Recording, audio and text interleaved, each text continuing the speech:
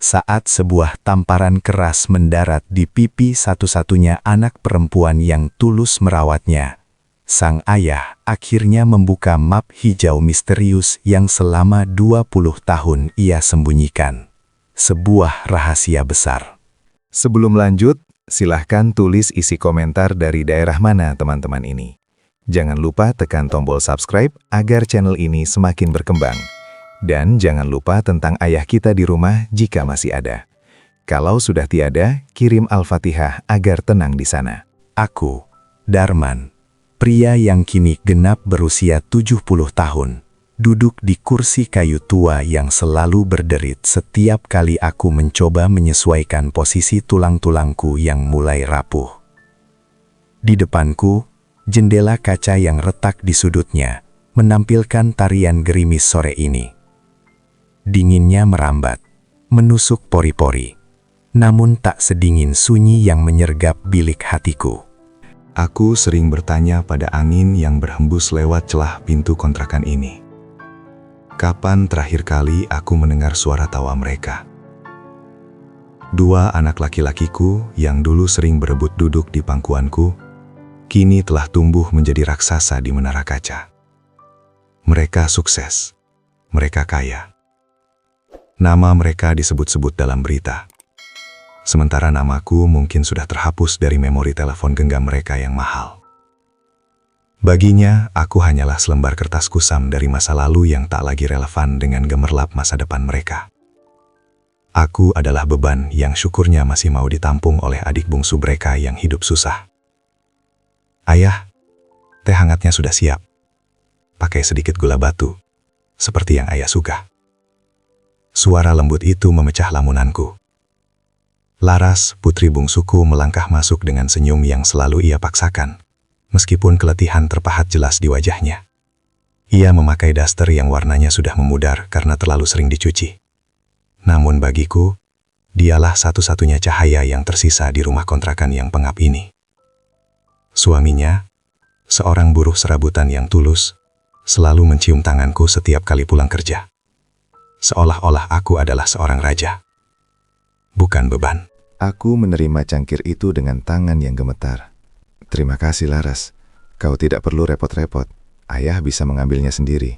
Ayah bicara apa?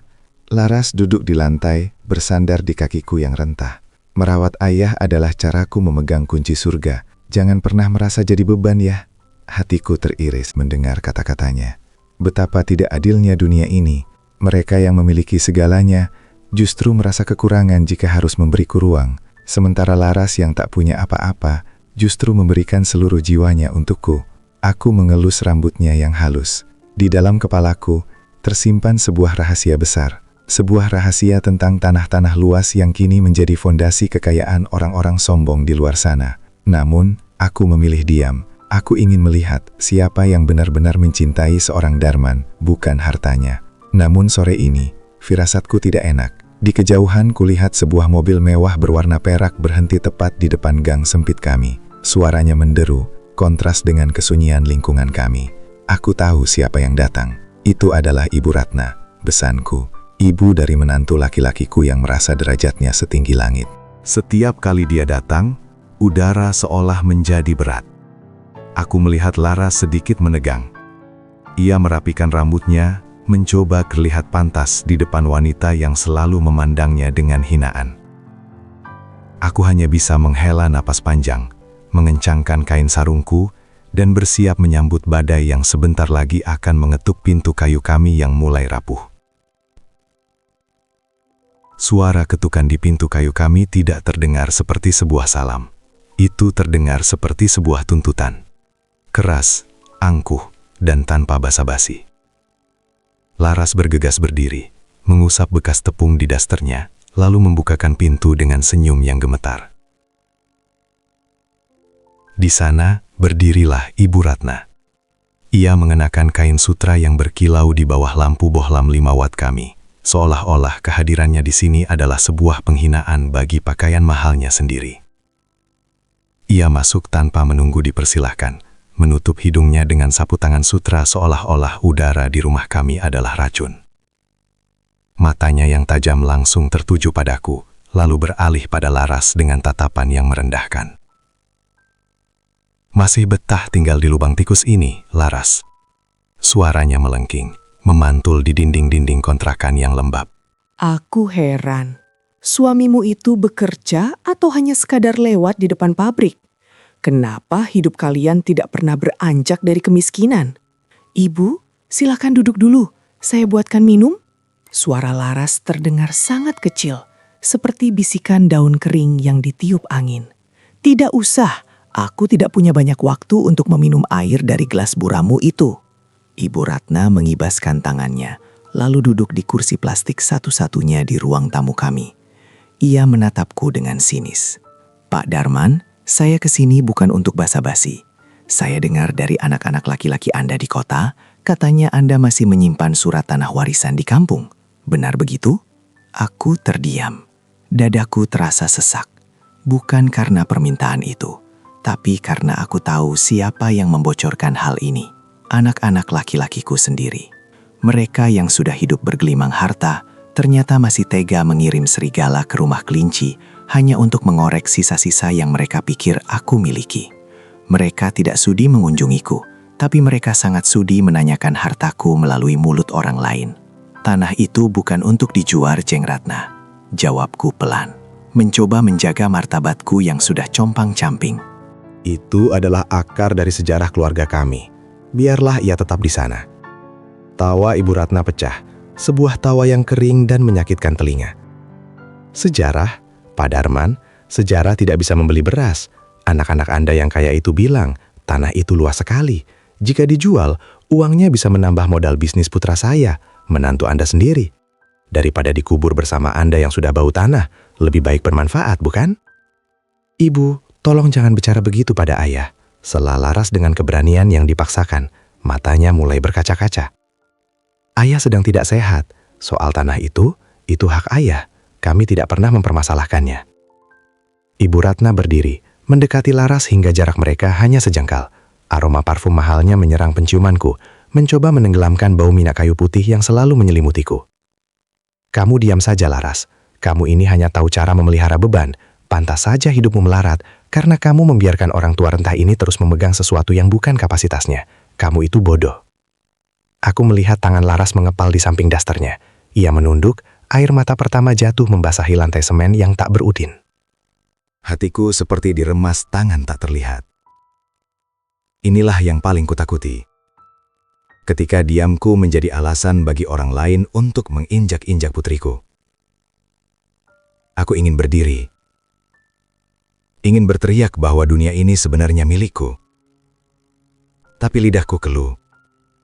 Aku masih ingin percaya bahwa di balik badai ini masih ada sekerumput keikhlasan yang bisa menyelamatkan kami. Namun, sore itu baru saja dimulai. Ibu Ratna belum selesai dengan egonya. Dan aku belum tahu bahwa sebentar lagi sebuah tindakan akan mengubah hari tua yang tenang ini menjadi api yang berkobar. Kegelapan mulai merayap masuk lewat celah-celah adap seng. Namun suasana di dalam ruangan ini jauh lebih kelam dari malam manapun yang pernah kulewati. Ibu Ratna masih berdiri dengan keangkuhan yang memuakkan. Sementara Laras, putri kecilku yang malang, hanya mampu menunduk menerima setiap serpihan kata-kata tajam yang dilemparkan padanya. Aku memandangi jemari tanganku yang kasar dan berbintik hitam karena usia. Di dalam sana, di bawah kulit yang keriput ini, mengalir darah seorang pejuang yang dulu membangun segalanya dari nol. Namun kini, di depan besangku sendiri, aku tampak seperti seongkok rongsokan yang tak berharga. Aku bisa merasakan denyut di pelipisku. Sebuah kemarahan yang tenang namun dalam, seperti laut yang bersiap menarik apapun ke dasarnya. "Kenapa diam saja, Pak Darman?" Suara Ibu Ratna kembali menyengat. "Apa telinga Anda sudah sama rusaknya dengan kursi kayu ini? Saya bicara soal masa depan. Tanah itu, serahkan saja suratnya." Anak-anak laki-laki Anda sudah setuju. Mereka bilang, daripada surat itu dimakan rayap di rumah kontrakan kumuh ini, lebih baik menjadi jaminan bank untuk ekspansi bisnis kami. Aku menarik napas panjang, membiarkan udara pengap ini mengisi paru-paruku yang sesak. Jeng Ratna, ucapku dengan nada yang kuusahakan tetap datar. Anak-anak laki-lakiku mungkin memiliki nama di atas kertas sukses mereka, tapi mereka tidak memiliki hak atas apa yang aku simpan. Tanah itu bukan sekedar tanah. Itu adalah janji yang aku jaga. Janji? Janji pada siapa? Pada rumput liar? Ibu Ratna mendengus remeh. Ia berpaling pada Laras yang masih terisak tanpa suara. Dan kamu, Laras, berhenti menangis.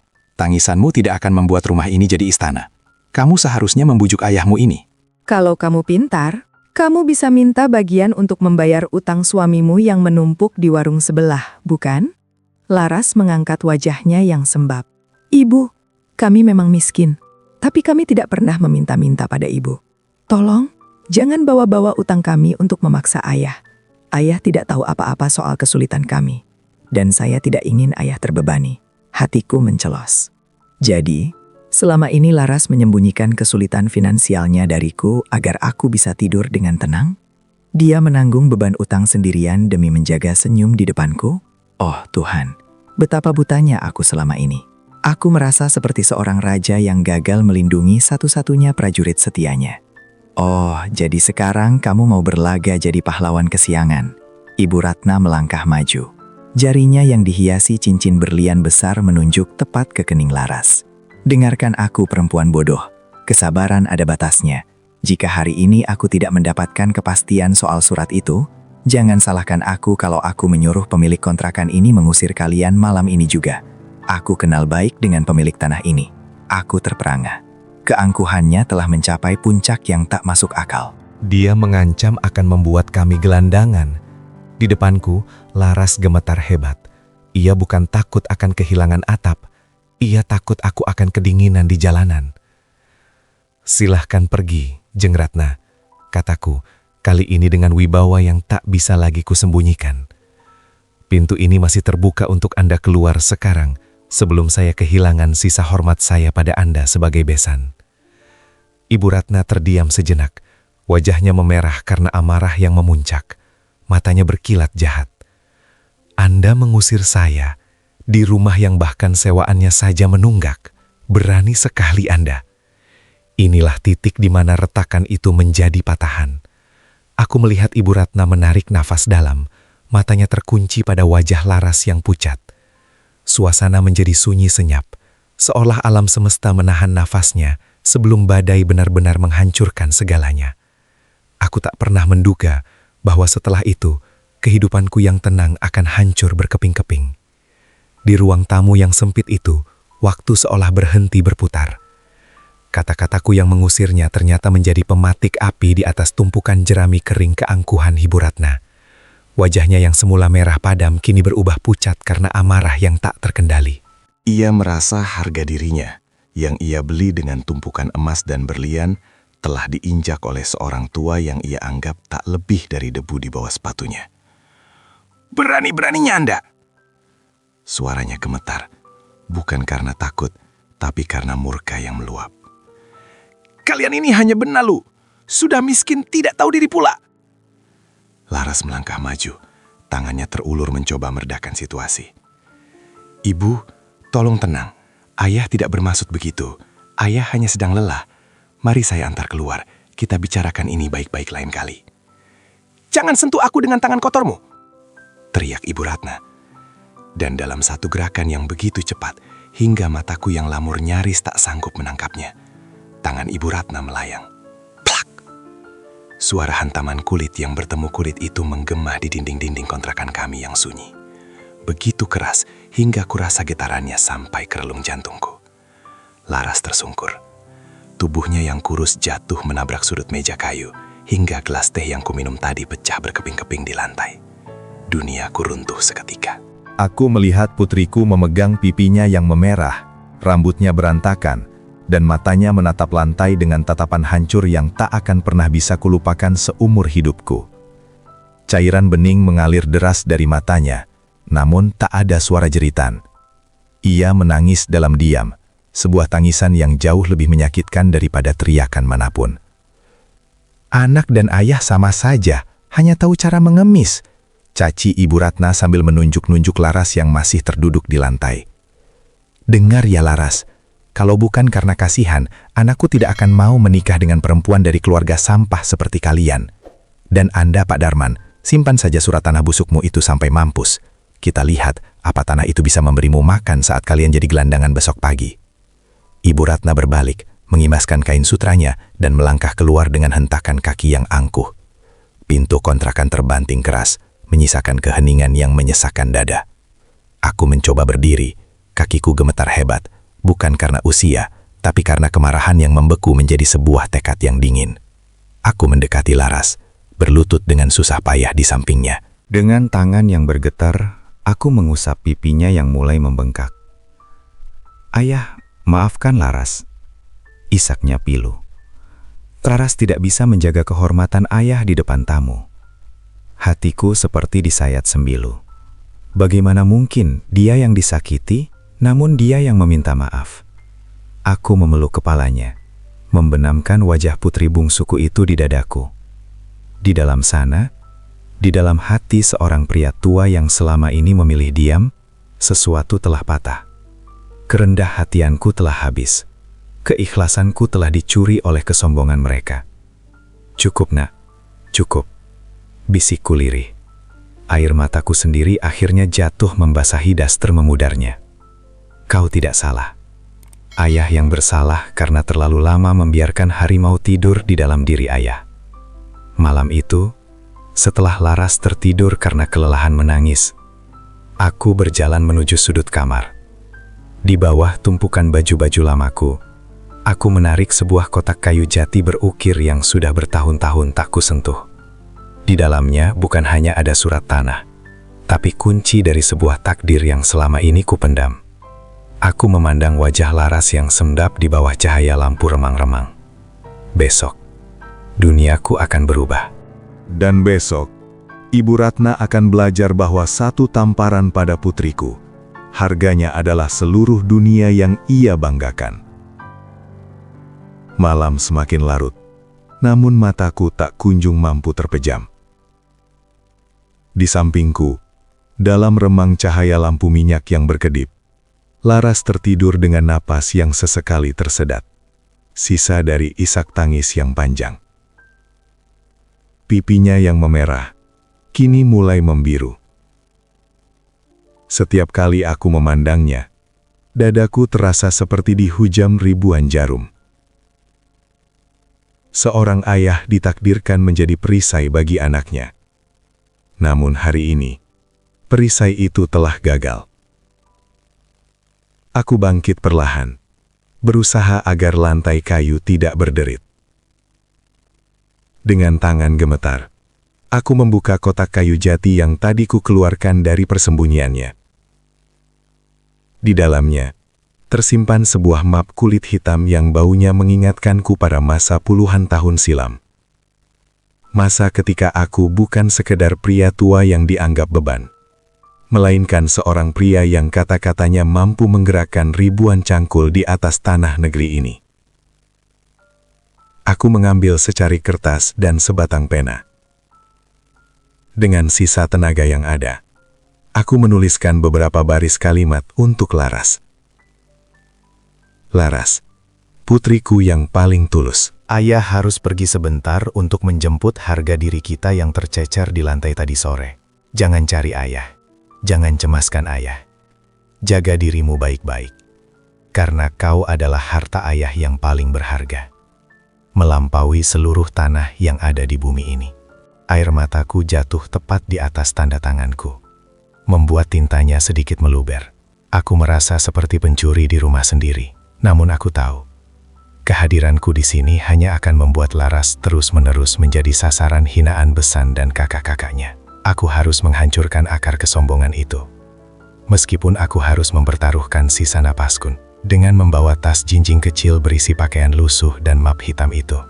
Aku melangkah keluar menuju ruang tamu. Aku berhenti sejenak di depan pintu kamar Laras, membisikkan doa pelindung yang paling dalam. Di luar, Gerimis telah berganti menjadi kabut tipis yang dingin. Aku berjalan menyusuri gang sempit itu tanpa menoleh ke belakang. Setiap langkahku terasa berat. Seolah bumi yang kuinjak pun tak rela melihat tuanya pergi dalam kepiluan. Aku menuju ke jalan raya besar, tempat di mana sebuah telepon umum tua masih berdiri tegak di pojok persimpangan. Dengan jemari yang kaku, aku menekan sederet nomor yang sudah puluhan tahun aku hafal di luar kepala. Nomor yang seharusnya tidak pernah kuhubungi lagi jika dunia ini berjalan dengan adil. Halo? Suara di seberang sana terdengar berat dan formal. Ini aku, Darman, ucapku lirih. Suaraku sendiri terdengar asing di telingaku. Ada wibawa lama yang tiba-tiba bangkit dari kuburnya. Aktifkan kembali protokol pengosongan lahan untuk sektor pusat. Dan siapkan kendaraan. Aku akan datang ke kantor pusat besok pagi. Hening sejenak di seberang sana, sebelum suara itu berubah menjadi getaran penuh hormat. Tuan Besar, apakah itu benar Anda? Kami sudah menunggu instruksi ini selama 20 tahun. Waktunya sudah tiba, jawabku singkat, sebelum menutup gagang telepon.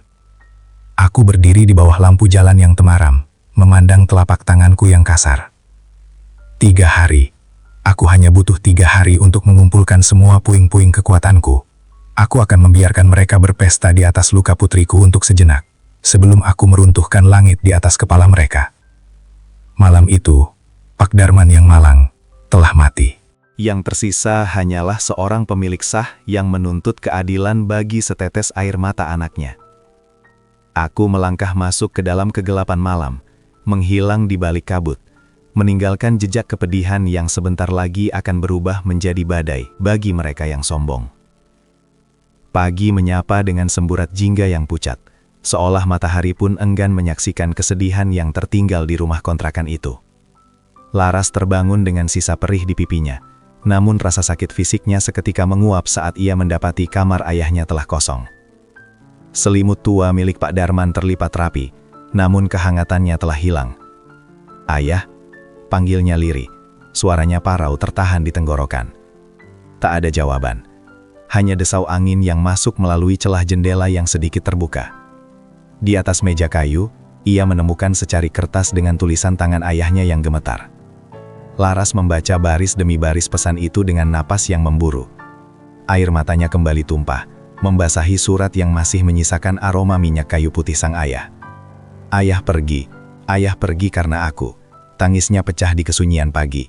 Ia merasa gagal. Ya, sang ayah yang sudah renta itu kini mungkin sedang terlunta-lunta di jalanan, kedinginan, atau lebih buruk lagi, menyerah pada hidupnya. Sementara itu, di sebuah rumah mewah dengan pilar-pilar angkuh, Ibu Ratna sedang menyesap kopi mahalnya dengan perasaan puas. Ia merasa telah memenangkan pertempuran. Baginya, ketakberdayaan Pak Darman semalam adalah bukti bahwa ia adalah penguasa takdir keluarga itu. "Sudah kuduga, orang tua itu pasti akan kabur," gumam Ibu Ratna sinis kepada menantunya, Bayu, yang merupakan suami Laras. "Dia tahu posisinya. Daripada mati kelaparan di kontrakan kalian, mungkin dia memilih mati di jalanan agar tidak menyusahkan." Bayu yang baru saja pulang dari kerja lembur tertegun mendengar ucapan ibunya. "Ibu, apa yang ibu lakukan pada ayah dan Laras kemarin? Laras bilang ibu datang berkunjung, tapi kenapa sekarang ayah hilang?" "Jangan banyak tanya, Bayu. Aku melakukan ini demi kebaikanmu. Bisnis propertimu sedang di ujung tanduk karena sengketa lahan dengan perusahaan pusat itu, kan?" Jika orang tua itu memberikan surat tanahnya, semua masalah kita selesai.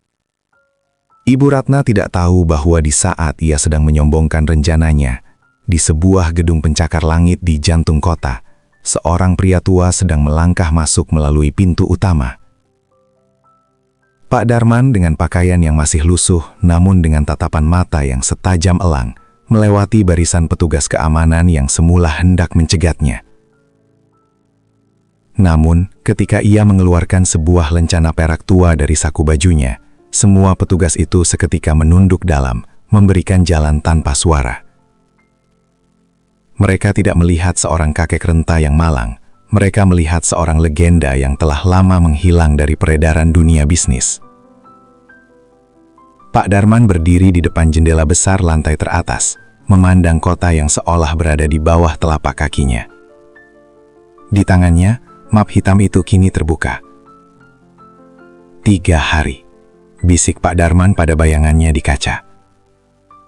Dalam 3 hari, mereka akan tahu bahwa menghina anakku adalah kesalahan terbesar yang pernah mereka buat sepanjang hidup mereka.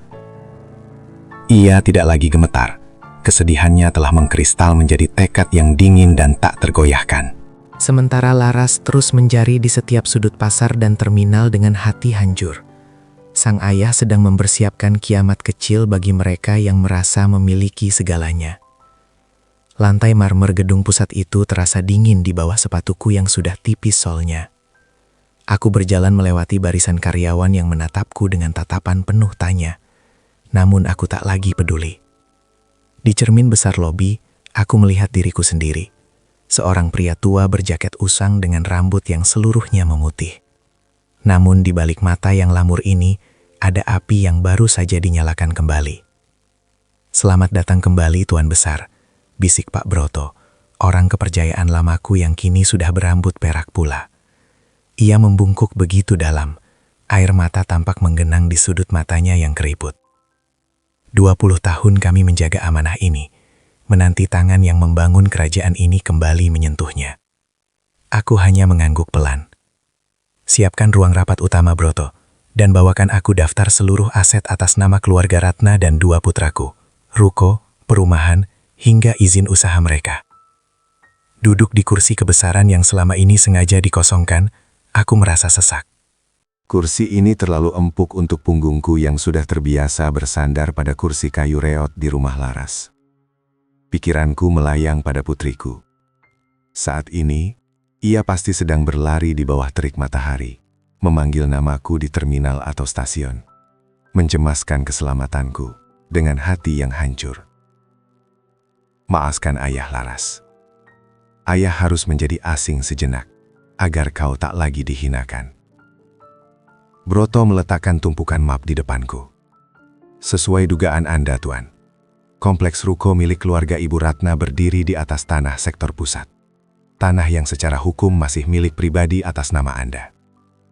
Mereka hanya menyewa melalui pihak ketiga yang masa kontraknya berakhir tepat 2 hari lagi. Begitu juga dengan kantor cabang tempat kedua putra Anda bekerja. Itu adalah bangunan milik yayasan Anda." Aku memejamkan mata. Jadi, selama ini aku memberi mereka tempat untuk berteduh, sementara mereka membiarkanku kehujanan di masa tua. Aku memberi mereka sayap untuk terbang, sementara mereka menggunakannya untuk menendangku jatuh. Betapa ironisnya kehidupan. Mereka yang aku besarkan dengan cinta, justru tumbuh menjadi duri yang menusuk jantungku. "Batalkan semua perpanjangan kontraknya," kataku lirih, namun tegas. Kirimkan surat resmi hari ini juga. Beri mereka waktu 3 hari untuk mengosongkan lahan atau membayar seluruh denda penalti yang mustahil sanggup mereka bayar. "Tuan, itu akan menghancurkan mereka dalam semalam," Broto mengingatkan dengan nada ragu. "Bukan aku yang menghancurkan mereka, Broto," jawabku sambil menatap telapak tanganku yang kasar. "Kesombongan mereka sendirilah yang meruntuhkan atap mereka. Mereka lupa bahwa di bawah kemewahan yang mereka banggakan, ada tanah yang mereka injak-injak, dan tanah itu adalah milik orang tua yang mereka sebut pengemis. Logikaku berkata ini adalah keadilan, namun hatiku tetap saja terasa berdenyut nyeri. Aku masih seorang ayah. Melihat kehancuran anak-anak sendiri bukanlah sesuatu yang mendatangkan tawa. Namun, bayangan pipi Laras yang memerah karena tamparan Ibu Ratna kembali muncul, membakar sisa-sisa keraguanku. Malam itu, aku tidak pulang. Aku tidur di ruangan mewah ini, namun pikiranku tetap berada di kontrakan sempit yang harum akan masakan sederhana Laras. Aku sedang meniti jembatan menuju akhir yang tak terduga. Sebuah pertempuran terakhir untuk membuktikan bahwa kasih sayang tak bisa dibeli dengan sertifikat tanah. Namun keangkuhan bisa diruntuhkan hanya dengan selembar kertas. Pagi itu, di kediaman mewah Ibu Ratna, mentari yang masuk melalui celah gorden sutra tidak membawa kehangatan, melainkan firasat buruk yang mencekam.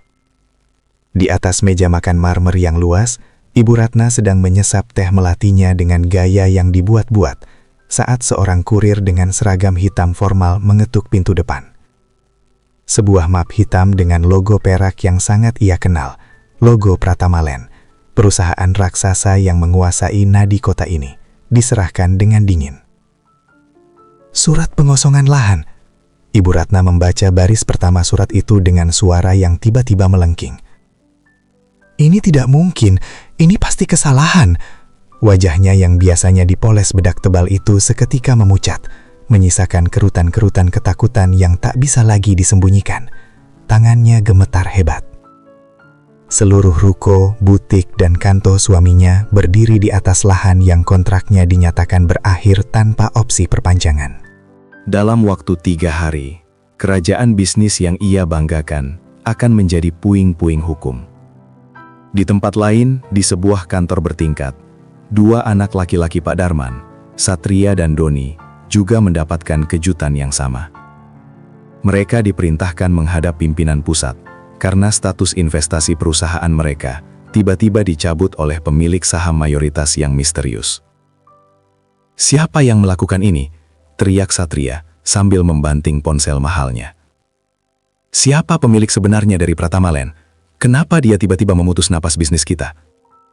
Mereka tidak tahu bahwa pria yang mereka cari sedang duduk diam di sebuah balkon apartemen tinggi, memandang jauh ke arah pinggiran kota, tempat sebuah kontrakan sempit berada. Aku, Darman, hanya bisa menghela napas panjang.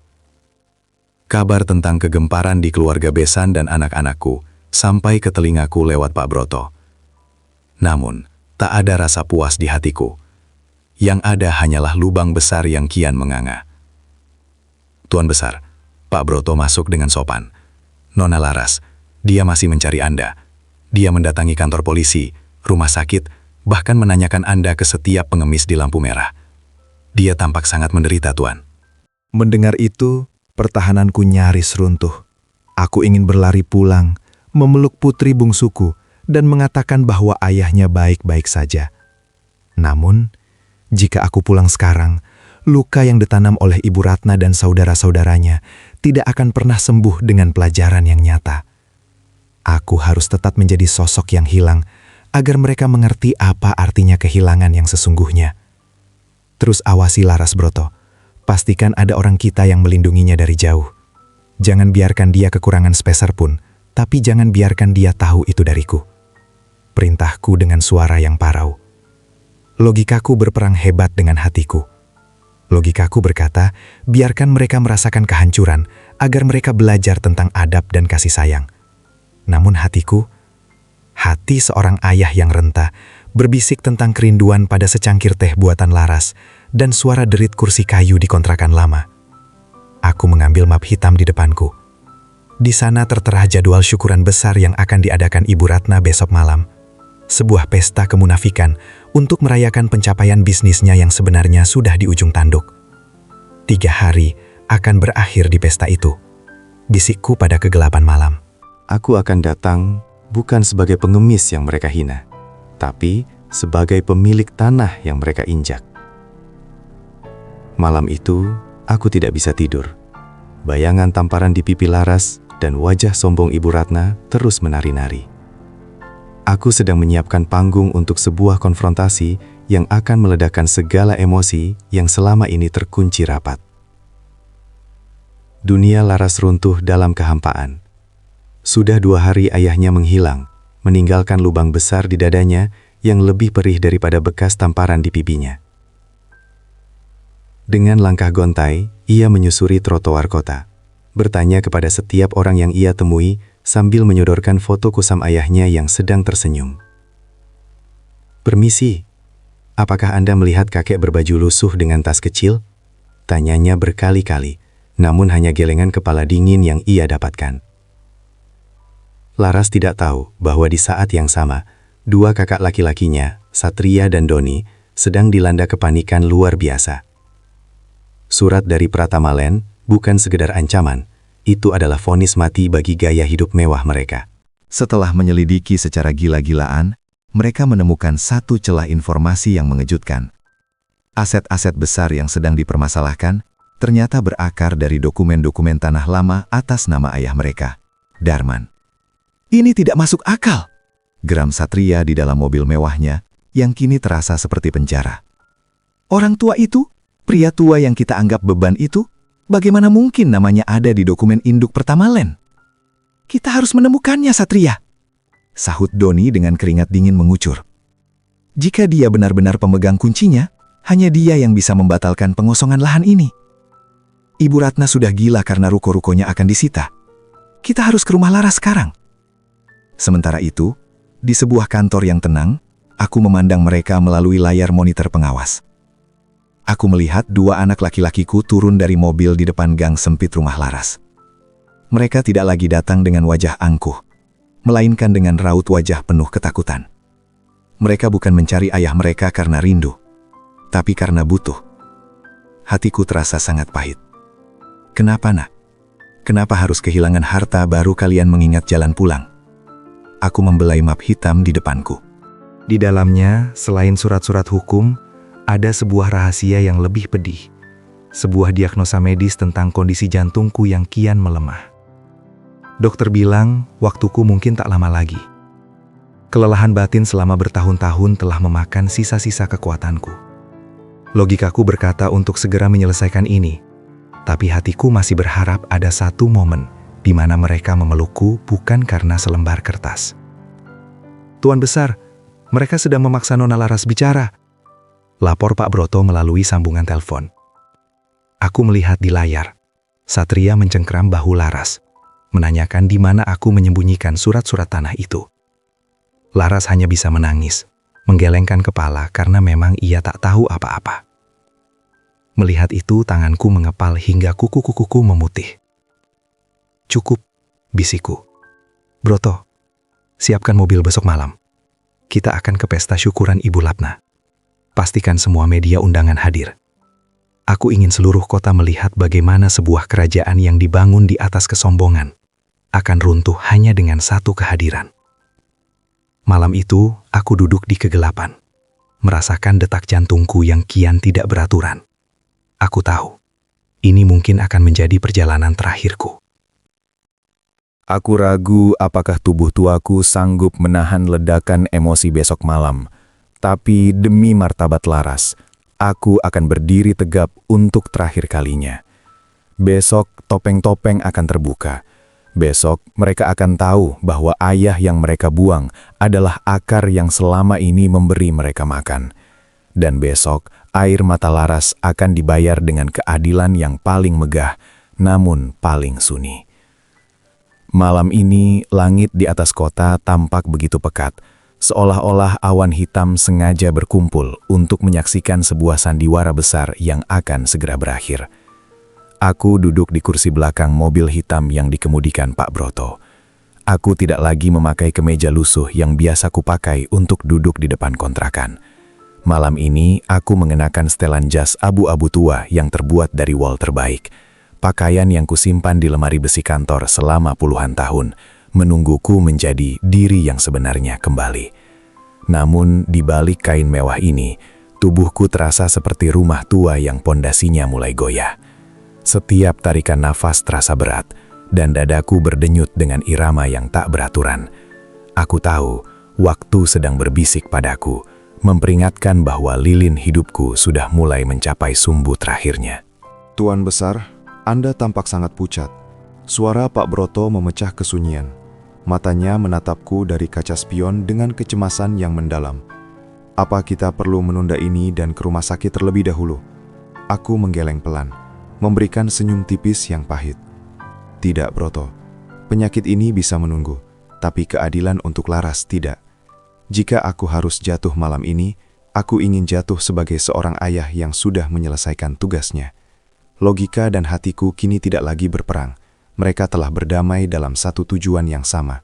Logikaku menyadari bahwa hartaku hanyalah alat untuk memberi pelajaran, sementara hatiku menyadari bahwa hanya lewat cara inilah aku bisa melindungi Laras dari serigala-serigala berbulu domba. Aku memejamkan mata sejenak, membayangkan wajah Laras. Saat ini, dia pasti sedang terduduk lemas di sudut ruang tamunya, meratapi kepergianku yang misterius. Di luar sana, di hotel bintang 5 yang megah, Ibu Ratna sedang menyambut tamu-tamunya dengan tawa yang dipaksakan. Aku tahu dari laporan Broto, wanita itu sedang mencoba menutupi kepanikannya dengan kemewahan. Dia ingin menunjukkan pada dunia bahwa dia masih berkuasa, meskipun surat pengosongan lahan itu sudah membakar laci mejanya. Anak-anakmu juga ada di sana, Tuan. Lanjut Broto. Satria dan Doni mencoba mencari koneksi untuk membatalkan keputusan Pratamalen.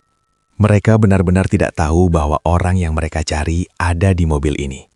Aku menarik napas panjang, mencoba meredakan debar jantung yang kian liar. Inilah titik balik hidupku. Setelah malam ini, tidak akan ada lagi rahasia. Tidak akan ada lagi Pak Darman yang malang. Dunia akan melihat kebenaran yang pahit. Bahwa kesuksesan yang mereka banggakan hanyalah debu di atas tanah milik orang tua yang mereka telantarkan. Masuklah ke area pesta Broto, kataku dengan suara yang dingin namun berwibawa. Jangan gunakan pintu belakang. Kita masuk melalui pintu utama. Tepat di saat Ibu Ratna memberikan pidato kemenangannya. Aku menggenggam map hitam di pangkuanku. Di dalamnya bukan hanya ada surat tanah, tapi juga surat wasiat yang sudah kupersiapkan. Aku merasa seperti seorang penyeberang yang sedang meniti jembatan retak di atas jurang yang dalam. Satu langkah salah, semuanya akan hancur. Namun, demi kehormatan putri bungsuku, aku akan menyeberangi jembatan ini hingga tuntas. Meskipun aku tahu, di ujung sana, kegelapan abadi mungkin sudah menantiku. Lampu kristal di aula Hotel Bintang 5 itu memantulkan cahaya yang menyilaukan. Seolah-olah setiap sudut ruangan ini sedang memamerkan kemewahan yang tak tertandingi.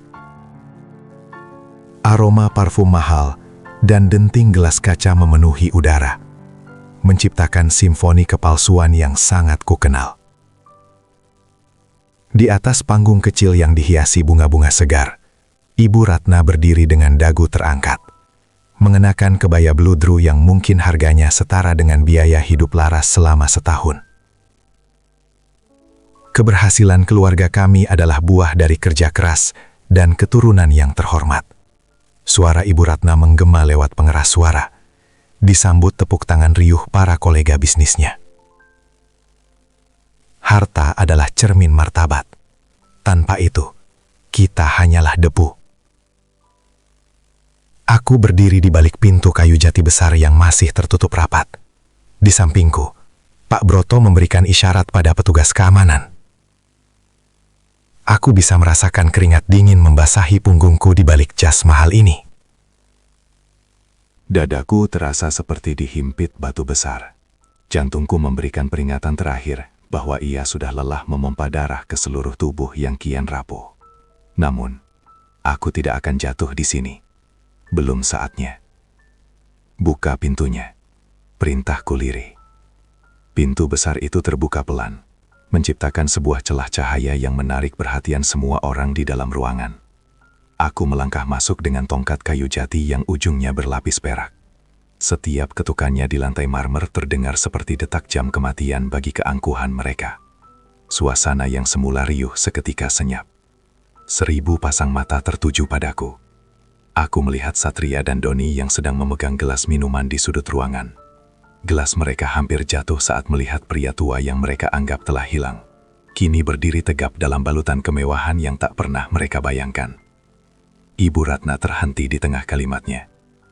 Wajahnya berubah dari merah merona menjadi pucat pasi, seperti mayat yang dipakaikan perhiasan. Pak Darman? Gumamnya. Suaranya tercekat di tenggorokan. Aku terus melangkah maju menuju panggung, tanpa suara, tanpa teriakan. Setiap langkahku adalah jawaban atas setiap hinaan yang mereka lontarkan di rumah kontrakan sempit itu. Di barisan kursi depan, aku melihat Laras. Putriku itu ada di sana, diajak paksa oleh suaminya agar terlihat pantas di acara ibunya. Laras menatapku dengan mata membulat. Air mata langsung membanjiri wajahnya. Ayah, desisnya antara percaya dan tidak. Aku sampai di depan panggung. Aku menatap Ibu Ratna tepat di matanya, mata yang beberapa hari lalu menatap putriku dengan kebencian. Jeng Ratna, kataku dengan suara yang tenang namun berwibawa, sanggup menjangkau setiap sudut ruangan tanpa bantuan pelantang suara. Anda benar. Harta adalah cermin martabat. Dan hari ini, saya datang untuk mengambil cermin itu dari tangan Anda. Aku menoleh pada Satria dan Doni yang mulai mendekat dengan wajah penuh ketakutan. Anak-anakku, kalian mencari pemegang kunci Pratama Land untuk menyelamatkan bisnis kalian, bukan? Kalian mencari pria tua yang kalian sebut beban ini. Aku meletakkan map hitam itu di atas podium, tepat di depan Ibu Ratna. Di dalam sini, ada surat pengosongan lahan untuk seluruh ruko dan perumahan keluarga kalian. Dan di halaman terakhir, ada surat pembatalan investasi untuk perusahaan kalian berdua. Keheningan yang mencekam menyelimuti aula. Ibu Ratna mencoba meraih mik, tangannya gemetar hebat.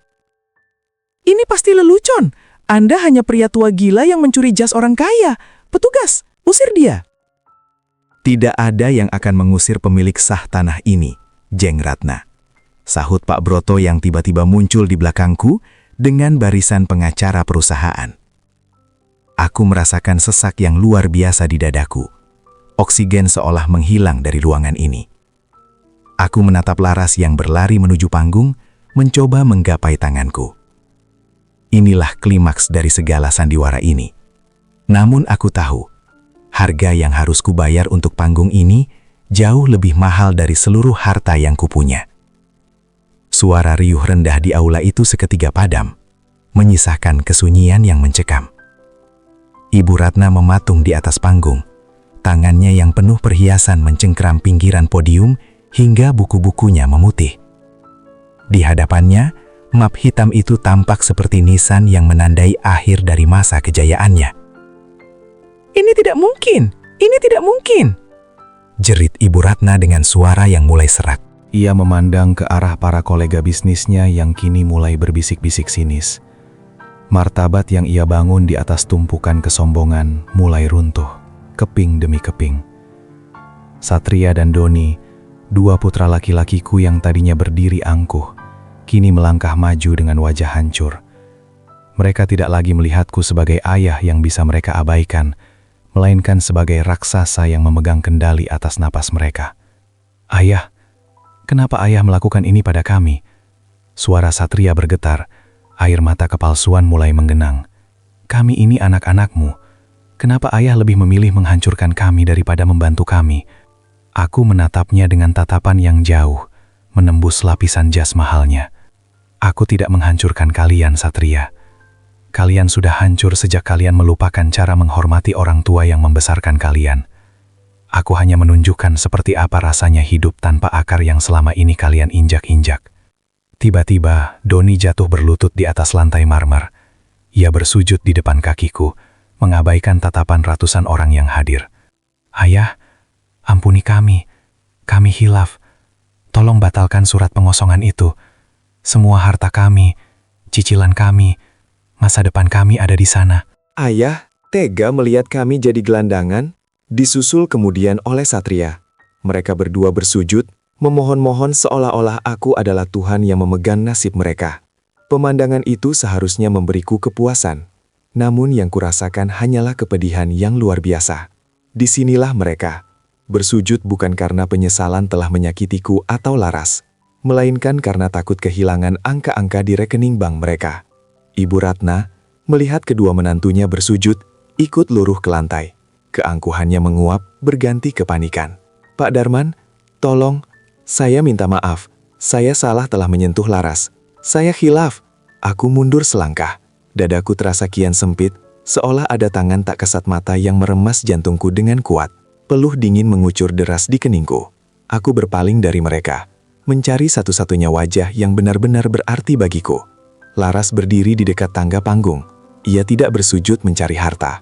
Ia tidak berteriak menuntut keadilan. Ia hanya berdiri di sana dengan air mata yang mengalir tanpa henti, menatapku dengan tatapan cinta dan ketakutan yang mendalam. Ayah, sudah ya, bisik Laras lirih. Ia mendekat, memegang lenganku yang gemetar. Harta ini tidak penting bagi Laras. Laras hanya ingin ayah pulang. Mari kita pulang ke kontrakan kita ya. Laras rindu teh hangat kita. Mendengar suaranya, pertahananku runtuh. Aku mengabaikan mereka yang bersujud di kakiku. Aku hanya ingin memeluk putriku. Namun, Saat aku mencoba melangkah menuju Laras, sebuah rasa sakit yang tajam dan luar biasa menghantam dadaku. Pandanganku mengapur, lampu-lampu kristal di langit-langit seolah berputar menjauh. Laras, desisku, sebelum duniaku berubah menjadi gelap. Tubuhku limbung. Suara teriakan Laras adalah hal terakhir yang kudengar sebelum kesadaranku hilang. Di tengah pesta yang megah, di antara sujud-sujud palsu penuh pamrih, aku jatuh dalam dekapan putriku yang tulus. Rahasia telah terungkap, keadilan telah ditegakkan, namun tubuh tuaku sepertinya telah memilih waktunya sendiri untuk beristirahat. Bau antiseptik yang tajam menyengat indera penciumanku saat kesadaranku perlahan merayap kembali. Aku tidak lagi berada di bawah lampu kristal yang menyilaukan. Aku berada di sebuah ruangan serba putih yang sunyi, di mana bunyi tit-tit-tit dari monitor jantung menjadi satu-satunya irama yang tersisa dari hidupku. Tubuhku terasa sangat ringan, seolah jiwa ini sudah setengah jalan meninggalkan raga yang sudah renta dan lelah ini. Di samping tempat tidurku, Laras menggenggam tanganku dengan sangat erat. Wajahnya sembab, matanya merah karena terlalu banyak menangis. Setiap kali ia melihat dadaku naik turun dengan bantuan selang oksigen, isakannya tertahan di tenggorokan. "Ayah, jangan pergi," bisiknya begitu lirih, seolah suaranya adalah tali tipis yang menahan jiwaku agar tidak terbang. Laras tidak butuh gedung-gedung itu. Laras tidak butuh tanah-tanah itu. Laras hanya butuh ayah. Di sudut ruangan, kulihat Satria dan Doni berdiri dengan wajah gelisah. Mereka tidak berani mendekat. Di tangan mereka masih tergenggam map-map hukum yang tadi kubawa. Bahkan di depan ajalku, aku masih bisa melihat pancaran keraguan di mata mereka. Apakah mereka harus menangisi ayah mereka, atau menangisi harta yang sebentar lagi akan hilang jika aku tidak sempat menandatangani surat pembatalan pengosongan lahan itu? "Ayah sudah sadar?" Satria melangkah maju, suaranya terdengar ragu. "Ayah, dokter bilang kondisi ayah kritis. Soal surat-surat itu, Apakah ayah tidak ingin mempertimbangkannya kembali demi masa depan kami?" Aku menatapnya dengan pandangan yang kabur. Masa depan kalian? Di saat napasku tersenggal, yang ada di pikirannya masih saja tentang angka-angka di atas kertas. Rasa pahit yang selama ini kupendam kembali muncul. Namun kali ini bukan lagi sebagai kemarahan, melainkan sebagai keikhlasan yang menyakitkan. Satria, Doni, suaraku hanya berupa bisikan yang tertelan masker oksigen. Mereka mendekat, berharap aku akan membisikkan kode brankas atau lokasi sertifikat lainnya. Namun aku hanya memalingkan wajahku ke arah Laras. Aku menggunakan sisa tenagaku untuk mengelus punggung tangan putri bungsuku. "Laras, maafkan ayah," bisikku. Ayah sudah menyelesaikan apa yang harus ayah selesaikan. Seluruh harta itu sudah ayah pindahkan atas namamu. Semuanya. Suasana ruangan itu mendadak membeku. Satria dan Doni terperangah. Ibu Ratna yang baru saja mengintip dari balik pintu jatuh terduduk di lantai rumah sakit. Semua yang mereka kejar, semua yang mereka banggakan, kini berada di tangan adik perempuan yang selama ini mereka hina dan mereka anggap miskin. "Ayah, Laras tidak mau itu semua," seru Laras sambil menangis sejadi-jadinya. "Ambil kembali semuanya ya, berikan pada mereka asal ayah tetap di sini." Aku tersenyum di balik masker. Betapa indahnya hati putriku ini. Di dunia yang sedang memperebutkan sisa-sisa hartaku, hanya dia yang memperebutkan sisa-sisa nafasku. Namun, aku tahu takdir tidak bisa dinegosiasikan dengan air mata. Rasa dingin mulai merayap dari ujung kakiku menuju jantung. Cahaya di ruangan ini perlahan meredup. Namun anehnya, aku merasa sangat tenang. Aku telah menunjukkan pada dunia siapa yang benar-benar kaya dan siapa yang sebenarnya mengemis. Aku telah membalas tamparan itu dengan cara yang paling elegan, dengan memberikan segalanya pada dia yang tak pernah meminta apa-apa. Broto, panggilku saat melihat asisten setiaku masuk ke ruangan. Saya di sini, Tuan Besar. Jawab Broto dengan suara serak. Pastikan Laras aman. Dan pastikan mereka belajar apa itu artinya menjadi manusia. Kalimatku terputus. Dadaku terasa sangat lapang sekarang. Aku melihat bayangan rumah kontrakan kami. Bau teh hangat. Dan senyuman Laras yang tulus. Aku sudah siap. Aku sudah lelah berlari di antara gedung-gedung tinggi yang tak punya hati. Kini, aku hanya ingin pulang ke tempat di mana cinta tidak diukur dengan sertifikat tanah. Ruangan itu mendadak terasa lebih sempit dari kontrakan lama kami. Kabar tentang pemindahan seluruh aset ke tangan Laras telah meledakkan bom waktu yang selama ini tertanam di hati kakak-kakak laki-lakinya.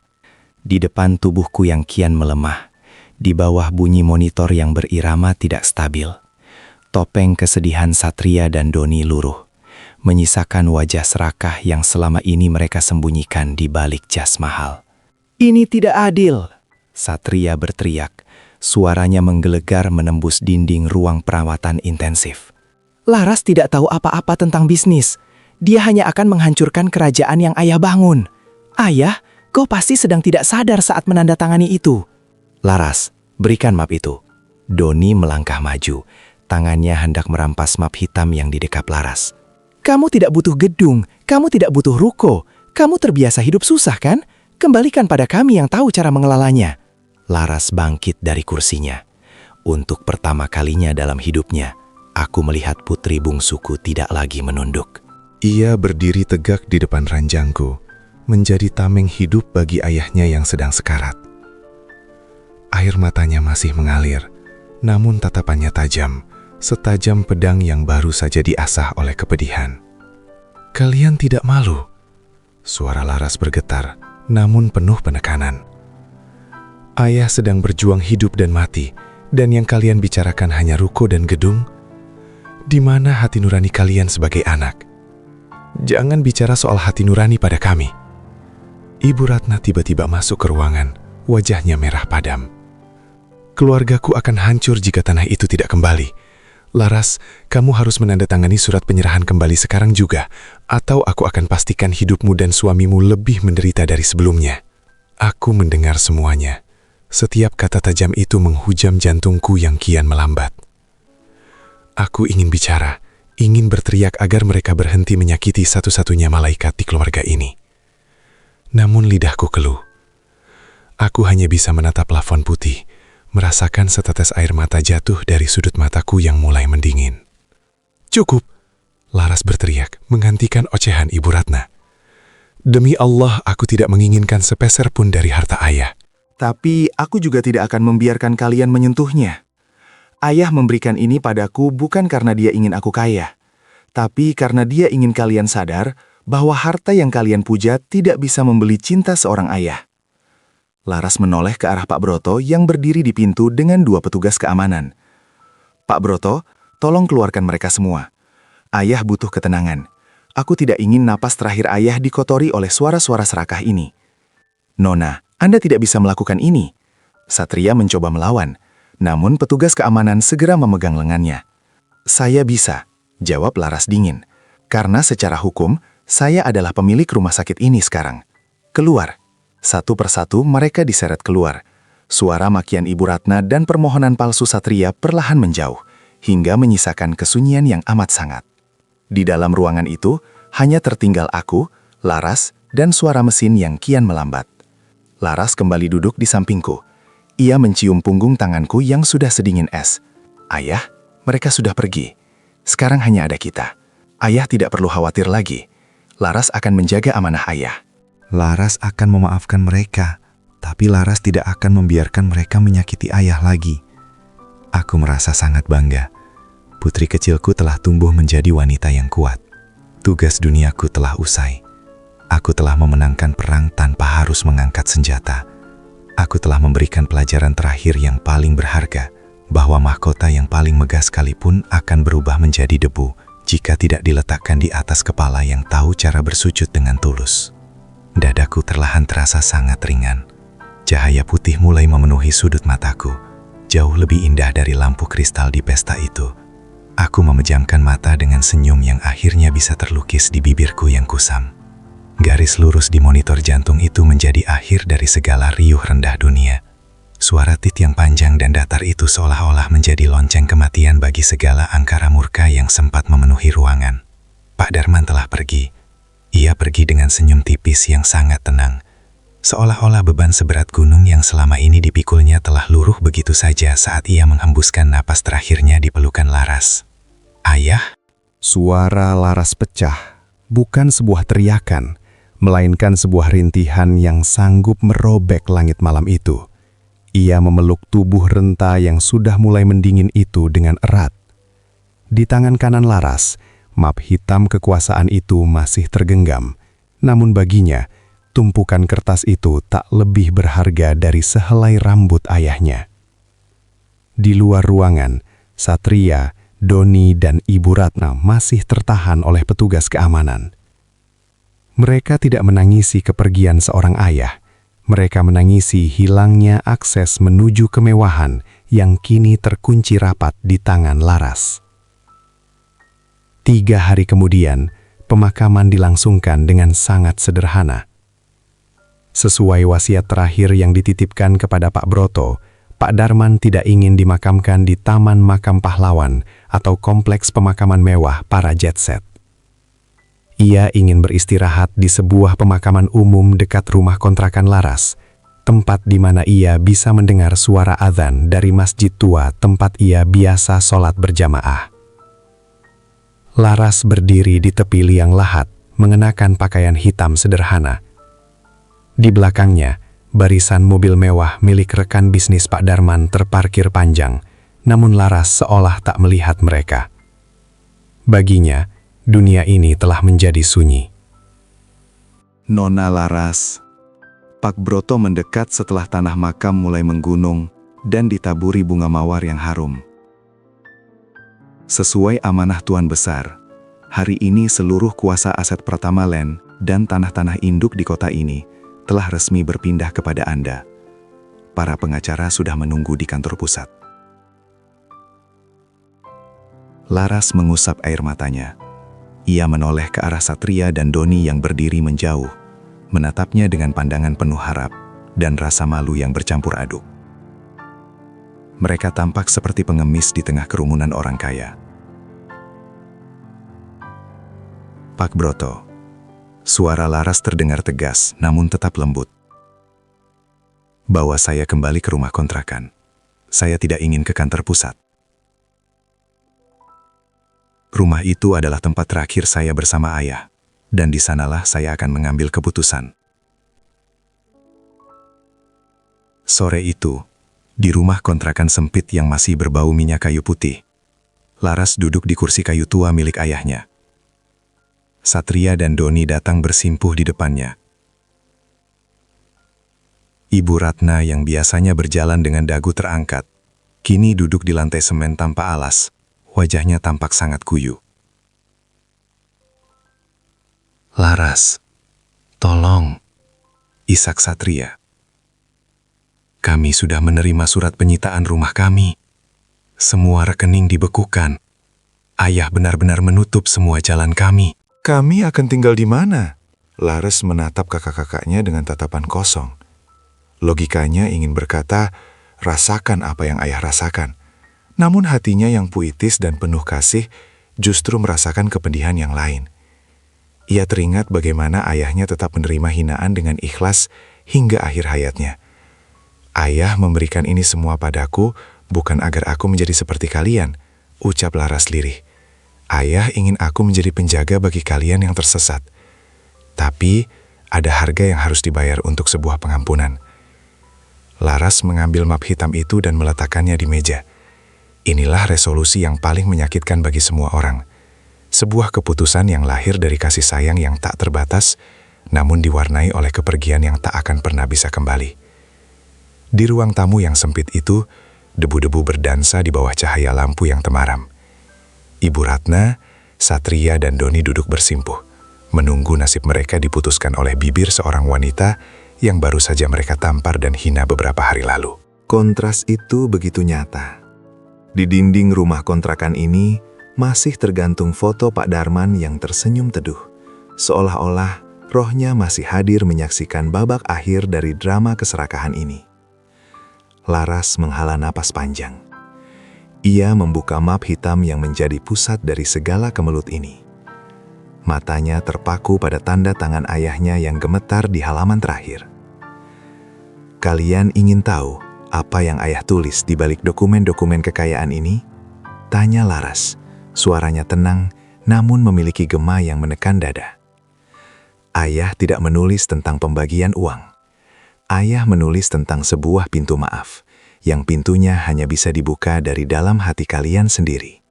Laras mengeluarkan 3 lembar kertas baru yang baru saja disiapkan oleh Pak Broto. Aku akan membatalkan semua pengosongan lahan. Aku akan mengembalikan rumah-rumah kalian dan mencairkan rekening yang dibekukan. Mata Ibu Ratna berbinar seketika, begitu pula Satria dan Doni. Mereka hendak bersorak, namun kata-kata Laras selanjutnya membekukan kegembiraan mereka. Tapi ada syaratnya. Lanjut Laras. Kalian harus melepaskan semua jabatan kalian di perusahaan. Seluruh aset itu akan kumasukkan ke dalam yayasan atas nama ayah untuk membantu orang-orang tua yang ditelantarkan anak-anaknya. Kalian hanya akan mendapatkan tunjangan bulanan yang jumlahnya sama persis dengan upah suamiku sebagai buruh serabutan. Apa? Kamu gila, Laras? Satria terlonjak. Itu tidak cukup bahkan untuk membayar biaya perawatan mobilku. Laras menatap kakaknya dengan tatapan yang sangat dalam, sebuah tatapan yang membuat Satria terdiam seketika. Mobilmu sudah disita, Mas. Pilihlah, hidup dengan upah buruh, tapi tetap memiliki atap untuk berteduh, atau tidak memiliki apa-apa sama sekali dan menjadi gelandangan seperti yang Ibu Ratna ancamkan pada ayah malam itu. Ruangan itu mendadak sunyi. Hening yang begitu berat hingga detak jantung pun terdengar. Satu lagi syaratnya, tambah Laras. Suaranya kini melunak namun penuh kesedihan. Ibu Ratna, ibu harus datang ke makam ayah besok pagi, bukan untuk bersujud padaku, tapi untuk meminta maaf pada tanah yang ibu injak malam itu. Dan kalian, Mas Satria dan Mas Doni, kalian harus tinggal di rumah kontrakan ini selama 1 bulan tanpa bantuan pelayan. Rasakan setiap derit kursi kayu ayah. Rasakan dinginnya lantai semen ini, agar kalian tahu apa yang ayah rasakan saat kalian membuangnya sebagai beban. Ibu Ratna menunduk dalam. Air mata penyesalan, atau mungkin rasa malu, akhirnya jatuh membasahi lantai semen yang dulu ia benci. Keangkuhannya telah dipatahkan bukan oleh pedang, tapi oleh kemurahan hati yang luar biasa dari orang yang ia injak. Laras, maafkan kami, bisik Doni. Kali ini suaranya terdengar lebih tulus, tanpa embel-embel ketakutan akan kehilangan harta. Maaf dariku sudah ada sejak ayah pergi, jawab Laras lirih. Tapi maaf dari hati kalian sendiri, itu yang harus kalian cari di rumah ini. Ayah ingin kalian belajar bahwa hidup bukan tentang seberapa tinggi gedung yang kalian miliki, tapi tentang seberapa besar cinta yang kalian beri pada mereka yang telah menumbuhkan kalian. Laras berdiri, meninggalkan mereka yang masih terpaku di lantai. Ia berjalan menuju dapur, menyeduh teh hangat dengan sedikit gula batu, persis seperti yang disukai ayahnya. Aroma teh itu memenuhi ruangan, membawa kembali kenangan manis yang kini terasa sangat perih. Perjuangan Laras hampir selesai. Namun ia tahu, luka di hatinya akan tetap ada, menjadi pengingat abadi tentang harga sebuah kesetiaan. Matahari pagi menyusup malu-malu melalui celah ventilasi rumah kontrakan, menyinari butiran debu yang terbang di udara. Pagi ini, pemandangan di rumah itu sungguh ganjil. Satria dan Doni, yang biasanya dibalut setelan jas sutra, kini duduk di lantai semen dengan pakaian sederhana. Mereka memegang sapu dan kain pel dengan kikuk, mencoba membersihkan sudut-sudut rumah yang selama ini mereka anggap sebagai tempat sampah. Ibu Ratna berdiri di depan pintu, memandang ke arah makam di kejauhan dengan mata yang sembab. Keangkuhannya telah luruh, meninggalkan seorang wanita tua yang tiba-tiba menyadari bahwa kecantikan dan perhiasannya tak mampu menahan dinginnya angin penyesalan. Laras mengamati mereka dari balik meja makan kecil. Seharusnya ada rasa puas di hatinya melihat orang-orang sombong ini bertekuk lutut, namun yang ia rasakan hanyalah kekosongan yang amat sangat. Sebesar apapun harta yang kini ada dalam kekuasaannya, ia tak bisa membeli 1 jam saja untuk kembali duduk bersama ayahnya, mendengarkan cerita masa lalu, atau sekadar melihat ayahnya tersenyum sambil menikmati teh gula batu. Laras, Satria mendekat. Tangannya kasar karena baru saja mencuci piring sendiri untuk pertama kali dalam hidupnya. Aku baru menyadari, kursi kayu ayah ini benar-benar keras. Bagaimana ayah bisa duduk di sini berjam-jam tanpa mengeluh? Laras menatap kursi kayu kosong itu. Ayah tidak merasakan kerasnya kayu itu, Mas. Ayah lebih merasakan kerasnya hati anak-anaknya. Baginya, kursi ini adalah tempat ia menunggu kepulangan kalian. Meskipun yang datang hanya angin. Satria menunduk. Bahunya terguncang hebat. Air matanya jatuh menetes di atas lantai semen. Di rumah ini, tanpa gangguan dering telepon bisnis dan kemewahan yang palsu, suara hati nurani mereka yang sudah lama mati mulai terdengar kembali. Mereka mulai merasakan dinginnya malam yang selama ini dirasakan Pak Darman, dan sepinya waktu yang selama ini menemani hari tua sang ayah. Namun, di balik proses pertobatan kakak-kakaknya, kondisi Laras sendiri kian menurun. Kesedihan yang mendalam dan kelelahan batin selama berhari-hari mencari ayahnya mulai memakan raganya. Wajahnya kian pucat dan tubuhnya kian kurus. Ia telah memberikan seluruh energinya untuk memberikan keadilan bagi ayahnya, hingga ia lupa menjaga dirinya sendiri. "Nona Laras, Anda harus beristirahat," bisik Pak Broto yang datang membawakan dokumen yayasan. "Tuan Besar tidak akan senang melihat Anda seperti ini." Laras tersenyum tipis, sebuah senyuman yang tampak begitu transparan. "Aku hanya merindukan ayah, Pak Broto. Tugasku sudah selesai. Aku sudah menjaga amanah ayah. Aku sudah membawa kakak-kakakku kembali ke jalan yang benar, meskipun harus lewat jalan yang pahit."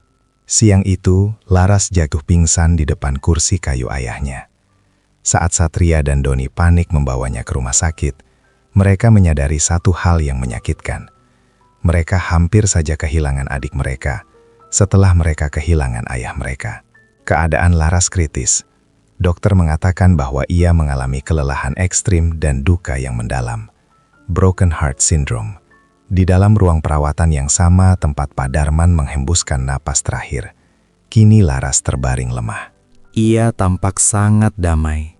Seolah-olah dalam tidurnya, ia sedang berjalan menuju sebuah taman indah di mana ayahnya sudah menunggu dengan teh hangat. "Jangan pergi, Laras. Maafkan kakakmu yang bodoh ini," isak Doni di samping ranjangnya. Namun, takdir seolah ingin memberikan penutup yang puitis bagi cerita ini. Laras telah menjadi jembatan bagi keluarganya untuk menemukan kembali kemanusiaan mereka. Dan terkadang, sebuah jembatan harus runtuh setelah semua orang berhasil menyeberang ke sisi yang lain. Lorong rumah sakit itu kembali sunyi. Namun kali ini kesunyiannya terasa berbeda. Tidak ada lagi aroma keserakahan atau teriakan tuntutan harta. Yang ada hanyalah aroma bunga sedap malam yang dibawa Satria dan isak tangis penyesalan yang tertahan dari bibir Ibu Ratna. Di dalam ruang ICU, Laras masih memejamkan mata. Napasnya pendek, seolah jiwanya sedang ragu. Apakah harus tetap tinggal di dunia yang baru saja ia perbaiki, atau menyusul ayahnya ke tempat di mana tak ada lagi tamparan dan hinaan? Satria duduk di bangku tunggu, memandangi tangannya yang kini tak lagi dihiasi jam tangan mewah seharga rumah. Ia teringat bagaimana Laras pingsan tepat di pelukannya. Saat itu, ia tidak memikirkan soal saham atau sertifikat tanah. Ia hanya merasakan betapa ringannya tubuh adiknya itu. Begitu rapuh, seolah-olah selama ini Laras hanya bertahan hidup dengan sisa-sisa kekuatan cinta demi menjaga ayah mereka. "Mas," Doni mendekat, wajahnya kuyu. Dokter bilang kondisi Laras belum stabil, jantungnya terlalu lelah. Dia memberikan segalanya untuk kita, Satria. Dia memberikan hartanya, rumahnya, bahkan dia rela dihina demi menjaga martabat ayah di depan kita. Ibu Ratna yang duduk di sudut ruangan hanya bisa menatap lantai. Bayangan tamparan yang ia daratkan di pipi Laras terus menghantui pikirannya seperti mimpi buruk yang enggan hilang. Ia menyadari bahwa harta yang selama ini ia agungkan hanyalah istana pasir yang tersapu ombak dalam semalam. Namun cinta tulus Laras dan keikhlasan Pak Darman adalah karang yang tetap berdiri meski dihantam badai. Tiba-tiba, pintu ruangan terbuka. Pak Broto keluar dengan wajah yang sulit diartikan. Ia membawa sebuah amplop kecil yang dititipkan Laras kepada pengacara yayasan sebelum ia pingsan. "Ini untuk kalian," suara Pak Broto serak. "Nona Laras sudah menyiapkan ini sejak hari pemakaman Tuan Besar." Dia bilang, jika terjadi sesuatu padanya, dokumen ini harus diserahkan kepada kakak-kakaknya. Satria membuka amplop itu dengan tangan gemetar. Di dalamnya bukan surat wasiat tambahan, melainkan foto masa kecil mereka bertiga bersama Pak Darman di depan sebuah pohon mangga. Di balik foto itu ada tulisan tangan Laras yang rapi. "Harta ayah yang sesungguhnya bukan tanah yang luas, tapi kita yang rukun. Aku mengembalikan sebagian kecil aset untuk modal usaha kalian yang jujur, bukan untuk kemewahan. Kembalilah menjadi kakak-kakakku yang dulu suka membelikanku permen dari uang saku kalian. Aku rindu keluarga kita, bukan kekayaan kita." Tangisan Satria pecah di lorong itu. Ia bersimpuh, membenamkan wajah di antara kedua lututnya. Ia menyadari betapa jahatnya ia selama ini. Laras tidak pernah menyimpan dendam. Bahkan setelah disakiti, adiknya itu masih memikirkan bagaimana cara agar kakak-kakaknya tidak kelaparan. Di dalam ruangan, monitor jantung Laras menunjukkan grafik yang semakin melambat. Laras seolah memberikan pesan terakhirnya lewat surat itu. Ia telah menyelesaikan misi perdamaiannya. Ia telah mengubah hati yang sekeras batu menjadi tanah yang subur kembali. "Laras, bangun nak." Ibu Ratna masuk ke ruangan menggenggam kaki Laras. "Maafkan ibu. Ibu janji akan menjaga makam ayahmu setiap hari. Ibu janji akan menjadi ibu yang baik untukmu. Tolong, jangan tinggalkan kami sekarang, saat kami baru saja menemukanmu kembali." Namun, takdir memiliki caranya sendiri untuk menutup sebuah kisah. Keikhlasan Pak Darman telah menurun pada Laras, dan kini Laras tampak siap untuk melepaskan segalanya. Dunia ini mungkin terlalu bising untuk jiwa setulus mereka. Di ambang pintu keabadian, Laras seolah tersenyum, melihat keluarga yang dulu hancur kini bersatu kembali, meski harus ditebus dengan air mata yang tak akan pernah kering. Suara mesin ventilator itu terdengar seperti embusan napas yang dipaksakan. Di ruangan yang serba putih dan dingin itu, Laras tampak begitu mungil di atas ranjang rumah sakit yang besar. Wajahnya yang pucat pasi memancarkan ketenangan yang aneh, seolah-olah ia sudah melepaskan semua beban dunia yang selama ini menghimpit bahunya. Satria, Doni, dan Ibu Ratna berdiri mengitari ranjang itu. Tidak ada lagi jarak di antara mereka. Keangkuhan, kasta, dan harga diri yang palsu telah terkubur di bawah rasa takut kehilangan yang luar biasa. Untuk pertama kalinya, Satria menggenggam tangan kiri Laras, sementara Doni menggenggam tangan kanannya. Mereka seolah mencoba menyalurkan sisa hidup mereka agar adiknya tetap bertahan. "Laras, lihat Mas Dik," bisik Satria. Suaranya parau oleh tangis yang tertahan. "Mas sudah mendaftarkan yayasan ayah. Semua ruko yang dulu Mas banggakan, sekarang sudah jadi rumah singgah untuk orang-orang jompo, persis seperti kemauanmu. Bangunlah Dik, lihatlah perubahan kami." Mata Laras perlahan terbuka sedikit, sangat lambat. Ia menatap langit-langit ruangan, lalu beralih pada wajah kedua kakaknya. Sebuah senyuman tipis, nyaris tak terlihat, tersungging di sudut bibirnya. Ia tidak melihat harta di mata mereka. Ia melihat penyesalan yang jujur, dan baginya itu sudah cukup. Ibu, suara Laras terdengar seperti desau angin, sangat halus. Ibu Ratna mendekat, membelai rambut Laras dengan tangan yang gemetar. Ibu di sini, nak. Maafkan ibu. Maafkan tangan yang dulu pernah menyakitimu. Ibu sudah membuang semua perhiasan itu. Ibu hanya ingin menjadi ibumu, Laras. Laras mengangguk pelan sekali. Jaga rumah kontrakan ayah ya. Jangan biarkan kursinya berdebu. Napas Laras mulai terdengar berat dan tersedat. Monitor di samping tempat tidurnya menunjukkan grafik yang kian melandai. Garis-garis hijau itu mulai kehilangan kekuatannya untuk mendaki. Di saat-saat terakhir itu, Laras seolah melihat sosok pria tua di sudut ruangan. Pak Darman, dengan kemeja lusuh favoritnya, berdiri sambil mengulurkan tangan dan tersenyum teduh. Ayah, sudah jemput. Bisik Laras begitu lirih, hingga hanya Ibu Ratna yang bisa mendengarnya. Tiba-tiba, sebuah ketenangan yang luar biasa menyelimuti ruangan. Garis di monitor itu perlahan merata. Bunyi tit yang panjang kembali bergema. Kali ini sebagai tanda bahwa sang penjaga amanah telah menyelesaikan tugasnya. Tangan Laras yang tadi digenggam erat oleh kakak-kakaknya mendadak terkulai lemas. Laras telah pergi. Ia menyusul ayahnya dengan hati yang bersih, meninggalkan sebuah kerajaan harta yang kini telah berubah menjadi ladang amal. Ia pergi setelah berhasil menyatukan kembali puing-puing keluarganya yang sempat hancur oleh keserakahan. Ibu Ratna menjerit pelan, memeluk tubuh putrinya yang sudah tidak bernyawa. Satria dan Doni jatuh terduduk, menangisi kepergian adik yang selama ini mereka abaikan, namun justru menjadi penyelamat bagi jiwa mereka. Mereka menyadari sebuah kebenaran pahit. Harta bisa dicari kembali, namun cinta tulus yang telah hilang tak akan pernah bisa dibeli, bahkan dengan seluruh isi dunia. Di luar jendela rumah sakit, senja mulai turun dengan warna jingga yang indah. Warna yang sama dengan senja di depan kontrakan, tempat Pak Darman biasa duduk.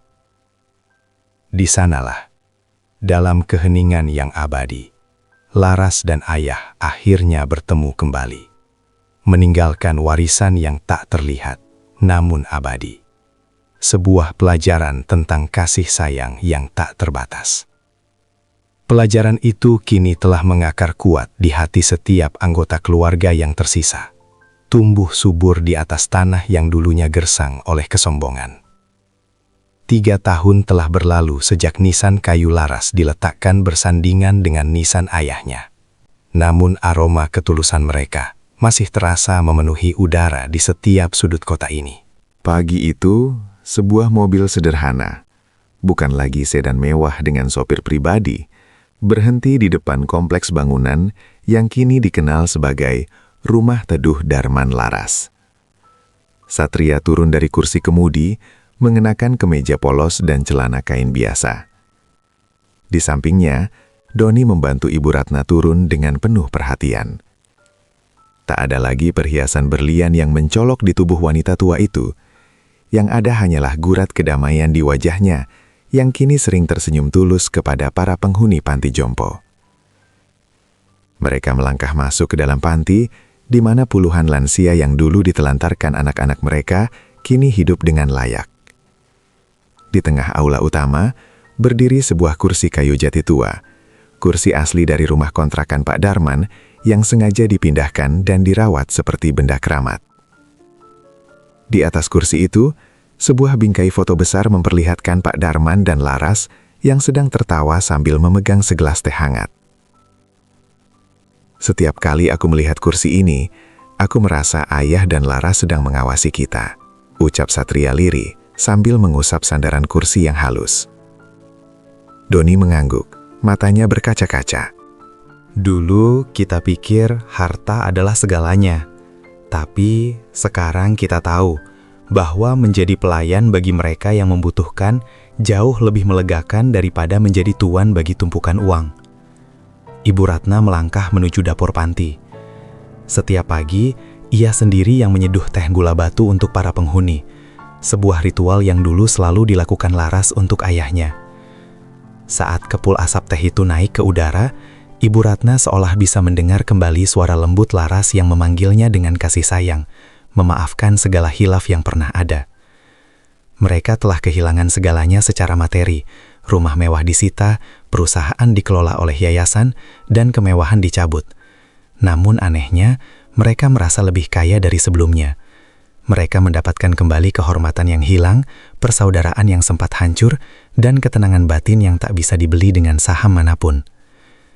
Sore harinya, mereka bertiga mengunjungi makam yang terletak di pinggir kota itu. Di atas nisan Laras terukir kalimat singkat yang selalu diingat oleh Satria.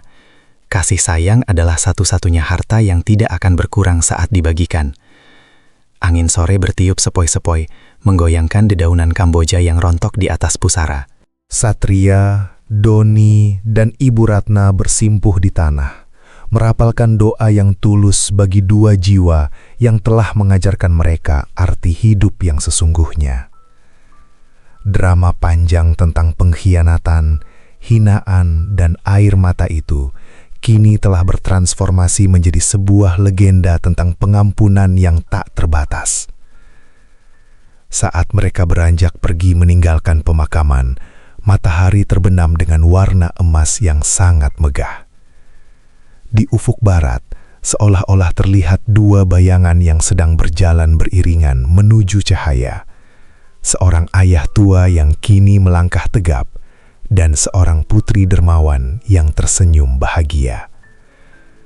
Mereka telah pulang, dan di belakang mereka, sebuah keluarga telah lahir kembali dari abu kesombongan menuju kemuliaan cinta yang abadi.